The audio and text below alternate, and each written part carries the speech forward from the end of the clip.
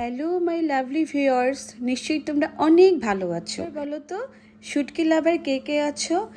অনেকেই শুটকি পছন্দ করে, আবার অনেকেই করো না, কিন্তু আমার শুটকি খেতে ভীষণ ভালো লাগে। শিল্পের মধ্যে রান্নাটা একটা শিল্প, এক একটা মানুষ এক একভাবে রান্না করে। চলো আমি কিভাবে শুটকিটা রান্না করি তা তোমাদের সাথে একটু শেয়ার করি।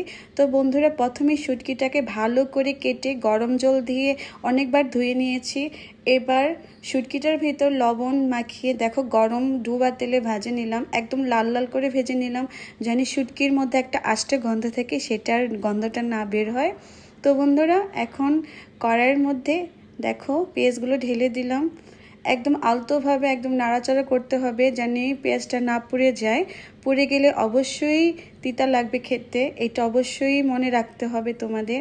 এবার আমি কি কি মশলা নিয়েছি তা তোমাদের সাথে একটু দেখিয়ে দিই। বন্ধুরা, প্রথমে মরিচের গুঁড়া, হলুদের গুঁড়া, মরিচ বাটা, পরিমাণ মতো রসুন, রসুনের পরিমাণটা একটু বেশি দিয়েছি, এবং ভাজা মশলাটা অ্যাড করেছি। এটা আমি বাসায় ভাজা মশলাটা গুঁড়া করে নিয়েছি।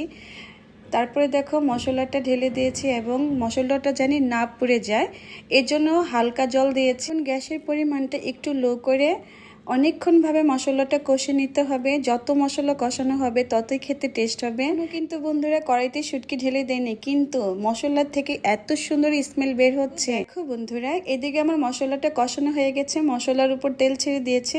এখন শুটকিটা ঢেলে দেব। শুটকিটা দেওয়ার পরে আমার বাসার আশেপাশে চারিদিকে শুধু এত স্মেল বের হচ্ছে।